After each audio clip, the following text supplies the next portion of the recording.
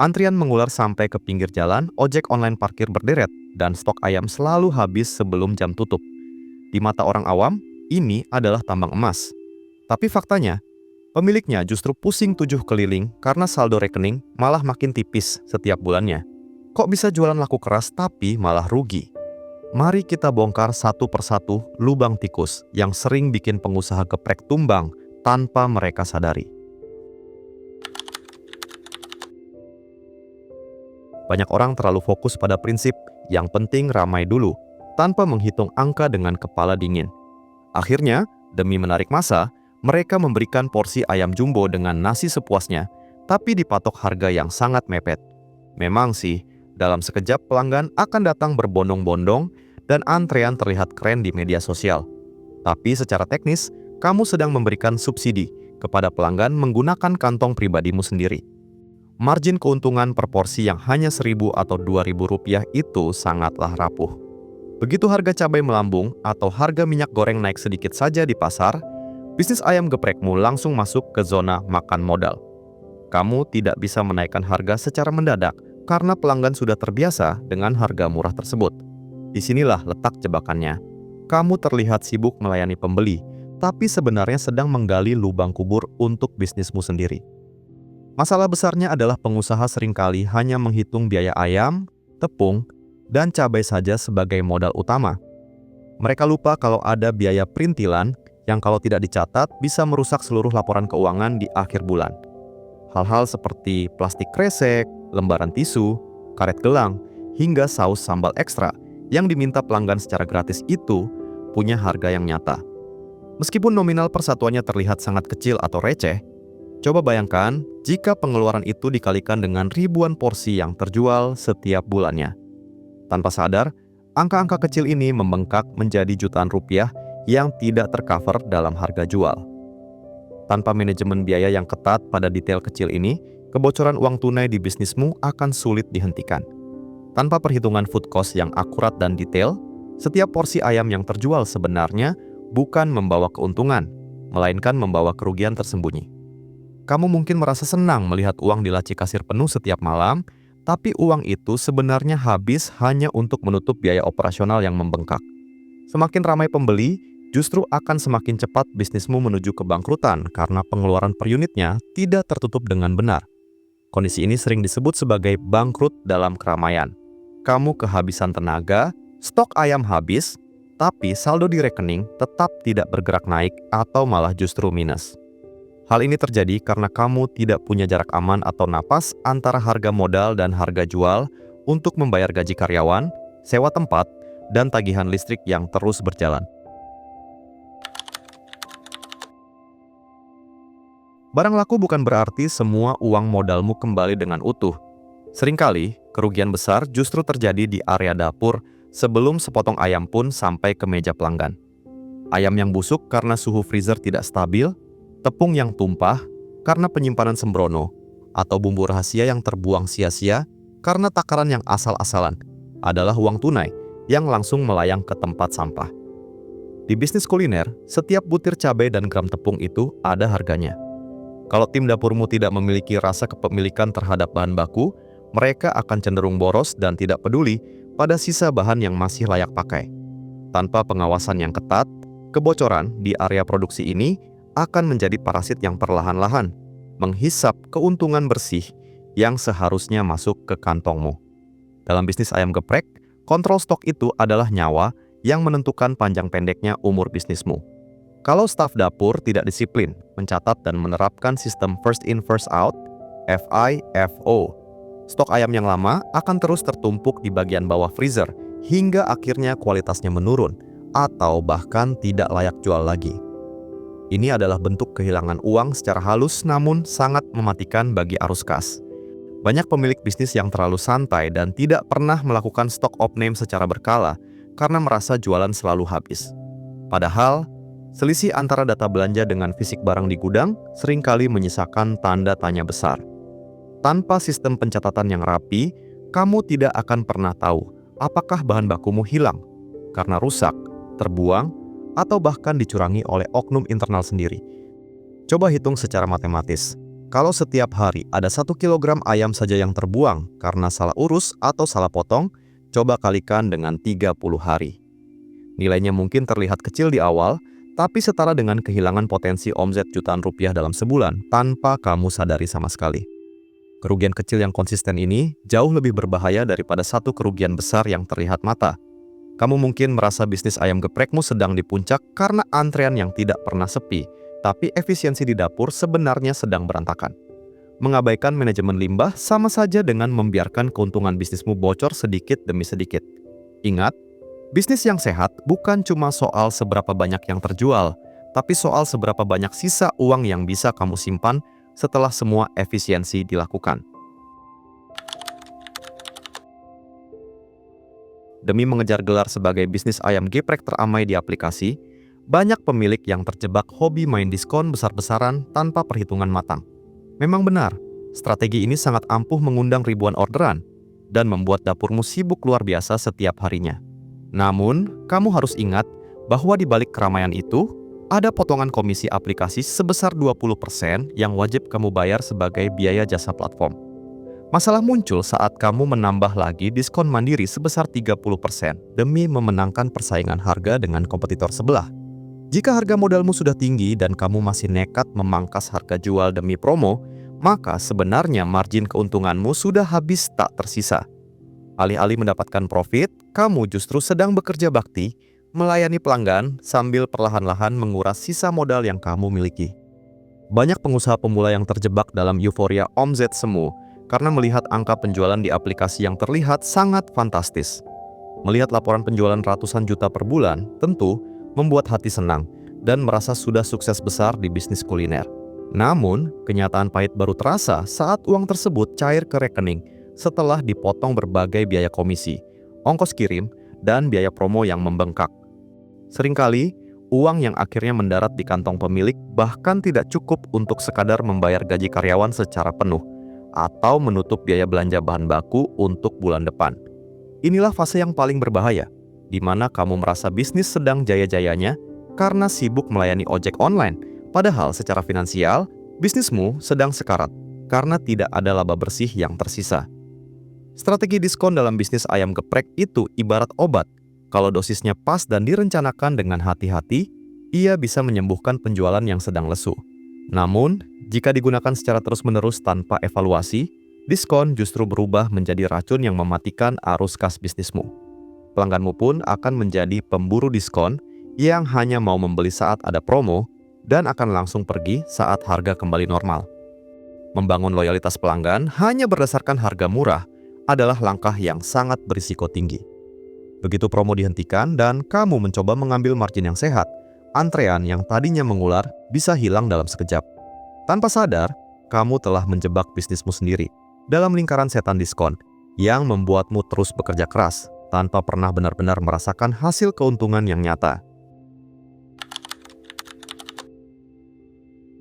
Saat bisnis ayam geprek sedang ramai-ramainya, pemilik biasanya cenderung menjadi lebih loyal dan kurang waspada soal pengeluaran harian. Karena merasa uang masuk terus mengalir, hal-hal seperti AC yang dinyalakan seharian meski ruangan sedang sepi, atau lampu-lampu dekorasi yang menyala 24 jam dianggap sebagai hal sepele. Belum lagi urusan jumlah karyawan yang sering kali ditambah secara emosional tanpa ada perhitungan produktivitas yang jelas. Padahal, efisiensi adalah kunci agar bisnis tetap bernapas panjang. Menambah karyawan hanya karena merasa kasihan melihat tim sibuk tanpa ada pembagian tugas yang efektif justru akan menambah beban tetap yang sangat berat. Jika setiap sudut pengeluaran tidak diawasi, keramaian yang kamu lihat di depan kasir hanyalah kedok yang menutupi pemborosan besar-besaran yang terjadi di balik layar operasional usahamu. Tagihan listrik, air, sewa tempat, hingga gaji karyawan adalah jenis biaya tetap yang tidak akan peduli apakah jualanmu sedang ramai atau sepi. Jika manajemen operasionalnya berantakan, sehebat apapun rasa sambal geprekmu, dan sebanyak apapun pelanggan yang datang, keuntunganmu bakal tersedot habis hanya untuk menutupi tagihan-tagihan ini. Seringkali, pemilik baru menyadari hal ini saat melihat sisa saldo di akhir bulan, yang ternyata tidak sebanding dengan rasa lelahnya. Banyak yang lupa bahwa setiap menit lampu menyala atau setiap orang tambahan di dapur harus dibayar dari margin keuntungan yang makin tipis. Jika kamu tidak disiplin menekan biaya operasional seminimal mungkin, maka bisnis ayam geprekmu hanya akan menjadi mesin pencetak uang bagi penyedia jasa listrik dan air. Sementara kamu sendiri sebagai pemilik hanya mendapatkan sisa-sisa yang tidak seberapa. Disiplin finansial dalam operasional seringkali longgar karena munculnya mentalitas, kan besok bakal ramai lagi. Pemilik jadi sering meremehkan pengeluaran kecil karena merasa arus kas sedang sangat lancar. Sehingga mereka malas melakukan audit atau evaluasi pengeluaran mingguan. Padahal, justru di saat ramai itulah celah-celah pemborosan biasanya mulai terbuka lebar karena semua orang fokus pada pelayanan, bukan pada efisiensi. Mentalitas meremehkan pengeluaran kecil seperti ini ibarat membiarkan rayap menggerogoti tiang rumah bisnismu secara perlahan namun pasti. Kesehatan finansial bisnis ayam geprek bukan diukur dari seberapa sibuk dapurmu hari ini, tapi dari seberapa disiplin kamu menjaga setiap rupiah pengeluaran agar tetap pada jalurnya. Tanpa kontrol diri yang kuat, kesuksesan sementaramu justru akan menjadi awal dari keruntuhan bisnismu. Inilah kesalahan klasik yang paling sering menghancurkan UMKM, bahkan yang sudah memiliki nama besar sekalipun. Karena bisnis ayam geprek sedang ramai, pemilik seringkali merasa punya banyak uang tunai yang menganggur di laci kasir, lalu mengambilnya begitu saja untuk kebutuhan di luar bisnis. Mulai dari membayar cicilan motor pribadi, belanja harian rumah tangga, sampai mentraktir teman, semuanya diambil tanpa ada pencatatan yang jelas sebagai prive. Tanpa sadar, kamu sedang memperlakukan laci kasir seperti mesin ATM pribadi yang saldonya tidak terbatas. Padahal, uang yang terkumpul dari hasil penjualan hari itu bukanlah keuntungan bersih yang bisa kamu pakai sesuka hati. Di dalam uang tersebut ada biaya operasional, gaji karyawan, dan modal putar yang seharusnya tidak boleh disentuh sedikit pun untuk urusan di luar kepentingan bisnis ayam geprekmu.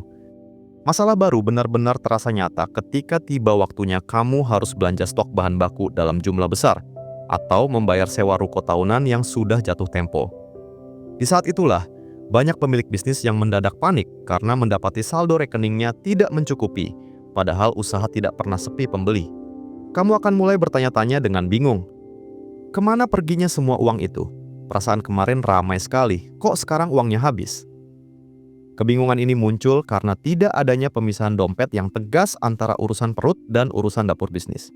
Ketika uang pribadi dan uang bisnis sudah bercampur menjadi satu, kamu kehilangan kompas untuk mengukur apakah bisnis ayam geprekmu sebenarnya benar-benar untung atau justru sedang mengalami kerugian yang tertutup oleh uang modal yang terus tergerus untuk kebutuhan pribadimu. Penting untuk selalu diingat bahwa setiap rupiah yang ada di dalam laci kasir itu memiliki pemiliknya masing-masing. Ada hak supplier ayam yang harus segera dibayar, ada hak karyawan yang sudah berkeringat melayani pelanggan, dan yang paling penting, ada modal yang harus tetap utuh agar bisnismu bisa terus beroperasi esok pagi. Keuntungan pribadi kamu hanyalah sisa dari semua kewajiban itu, bukan seluruh uang tunai yang terlihat di depan mata. Jika kamu tidak bisa disiplin membedakan mana uang untuk beli beras di rumah dan mana uang untuk beli cabai di pasar, maka bisnismu hanya tinggal menunggu waktu untuk tumbang. Kedisiplinan finansial ini adalah pondasi paling dasar. Tanpa pemisahan uang yang jelas, bisnis ayam geprek seramai apapun akan tetap berakhir bangkrut karena pemiliknya sendiri yang menjadi pencuri di dalam rumahnya sendiri.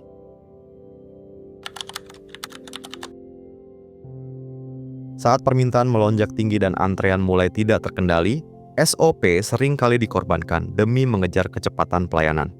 Di dapur yang panas dan penuh tekanan, ayam yang seharusnya digoreng selama 12 menit agar matang sempurna, sering kali dipaksa diangkat di menit ke-8 hanya karena pembeli di depan sudah mulai teriak-teriak, tidak sabar. Hasilnya bisa ditebak, pelanggan akan menerima ayam yang terlihat crispy di luar, tapi masih dingin atau bahkan berdarah di bagian dalamnya. Kelelahan fisik dan mental tim dapur adalah musuh tersembunyi yang bisa merusak reputasi yang sudah kamu bangun berbulan-bulan. Ketika rasa lelah sudah mencapai puncaknya, ketelitian dalam menakar bumbu atau suhu minyak goreng biasanya mulai diabaikan. Pemilik sering lupa bahwa pelanggan tidak peduli seberapa sibuk dapurmu. Yang mereka pedulikan adalah rasa dan kualitas ayam geprek yang mereka bayar harus tetap sama, nikmatnya seperti biasanya. Menjalankan bisnis ayam geprek yang ramai butuh sistem yang kuat, bukan sekadar mengandalkan tenaga otot dan kerja keras tanpa arah. Tanpa standar operasional yang jelas dan tertulis, rasa sambalmu bisa berubah-ubah setiap hari, tergantung pada suasana hati siapa yang sedang bertugas mengulek di dapur. Ketidakkonsistenan inilah yang perlahan-lahan akan membunuh kepercayaan pelanggan setia yang awalnya sangat menyukai masakanmu. Pelanggan datang kembali karena mereka mengharapkan rasa yang sama yang mereka rasakan sebelumnya. Begitu mereka menemukan rasa yang hambar atau ayam yang terlalu berminyak karena timmu terburu-buru, mereka akan merasa bahwa kualitas bisnismu sudah menurun sejak mulai ramai. Bisnis yang sukses adalah bisnis yang bisa menduplikasi kualitas yang sama pada porsi pertama hingga porsi ke-1000, meski dalam kondisi dapur yang sedang kacau sekalipun. Sekali saja pelanggan merasa kecewa dengan kualitas makananmu, mereka tidak akan peduli lagi seberapa murah harga yang kamu tawarkan atau seberapa viral bisnismu di media sosial. Di era digital sekarang, satu ulasan buruk tentang ayam mentah atau sambal basi bisa menyebar dengan sangat cepat dan menghancurkan citra bisnismu dalam hitungan jam. Kamu harus ingat bahwa mendapatkan pelanggan baru itu jauh lebih mahal daripada mempertahankan pelanggan yang sudah ada. Jika kualitas terus dibiarkan naik turun tanpa perbaikan, maka jangan kaget kalau antrean yang tadinya mengular sampai ke pinggir jalan akan hilang dalam semalam. Pelanggan akan dengan mudah pindah ke kompetitor sebelah yang mungkin tidak seviral kamu, tapi mampu memberikan rasa yang stabil dan pelayanan yang lebih manusiawi. Pada akhirnya, keramaian hanyalah hiasan sesaat jika kamu gagal menjaga kepercayaan mereka lewat kualitas piring yang kamu sajikan. Banyak pengusaha ayam geprek merasa sudah berada di atas angin saat melihat usahanya selalu penuh setiap hari. Karena merasa posisi mereka sudah aman, mereka seringkali menghabiskan seluruh keuntungan untuk keperluan konsumtif dan lupa menyisihkan uang untuk renovasi atau inovasi menu. Padahal, dunia kuliner itu sangat kejam dan trennya bergerak sangat cepat. Apa yang disukai orang hari ini belum tentu tetap menarik di mata mereka tahun depan. Tanpa adanya dana cadangan yang dialokasikan khusus untuk pengembangan, bisnismu akan terlihat kusam dan ketinggalan zaman seiring berjalannya waktu. Meja yang mulai goyang, cat dinding yang mengelupas, atau menu yang itu-itu saja tanpa ada variasi baru akan membuat pelanggan merasa bosan. Dana darurat bukan hanya untuk memperbaiki alat yang rusak, tapi juga sebagai bahan bakar, agar bisnismu punya modal untuk terus bersolek dan tetap terlihat segar di mata pasar. Kamu harus ingat bahwa kesuksesanmu pasti akan memancing orang lain untuk ikut terjun ke pasar yang sama. Begitu ada kompetitor baru yang muncul tepat di sebelahmu, dengan konsep tempat yang lebih estetik, pelayanan lebih cepat, atau varian sambal yang lebih unik, usaha lama yang tidak punya dana cadangan untuk bersaing akan langsung megap-megap. Tanpa persiapan finansial, kamu tidak akan punya kekuatan untuk melakukan perlawanan atau sekadar mempercantik usahamu. Banyak bisnis ayam geprek yang tumbang bukan karena rasanya tidak enak lagi, tapi karena mereka gagal beradaptasi saat pasar mulai jenuh. Ketika pelanggan mulai berpaling ke tempat yang lebih nyaman dan modern, kamu baru tersadar bahwa selama ini kamu tidak punya tabungan untuk melakukan perbaikan. Akhirnya, kamu hanya bisa menonton dari jauh saat pelanggan setiamu satu persatu berpindah ke tempat yang lebih inovatif. Keuntungan yang kamu dapatkan setiap bulannya seharusnya tidak semuanya dianggap sebagai gaji atau uang yang bisa dinikmati secara pribadi. Sebagian dari laba bersih itu harus dikembalikan lagi ke dalam bisnis untuk memastikan operasional tetap berjalan lancar dan relevansi usahamu terjaga hingga 5 atau 10 tahun ke depan. Investasi pada peralatan yang lebih canggih atau pelatihan karyawan adalah cara terbaik untuk menjaga agar bisnismu tidak jalan di tempat. Seringkali, perbedaan antara pebisnis yang sukses jangka panjang dan yang hanya viral sesaat terletak pada cara mereka mengelola hasil keuntungan. Pebisnis yang cerdas sadar bahwa bisnis ayam geprek mereka adalah aset yang perlu terus dirawat dan diberi nutrisi berupa inovasi berkelanjutan. Dengan menyisihkan dana secara disiplin, kamu tidak hanya membangun usaha makan, tapi sedang membangun sebuah brand yang kuat dan mampu bertahan di segala kondisi ekonomi.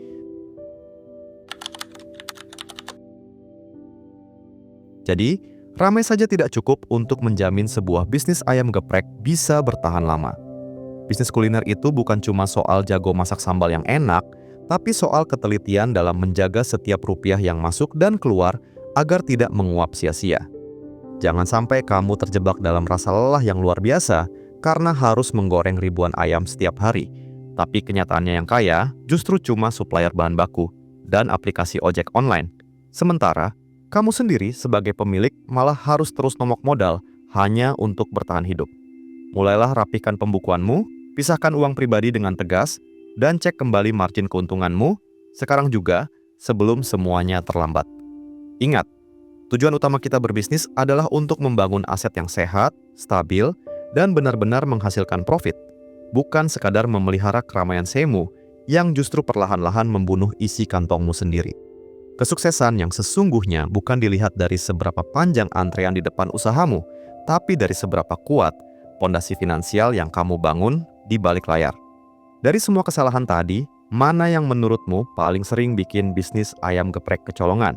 Coba bagikan pengalamanmu di kolom komentar agar kita bisa saling belajar.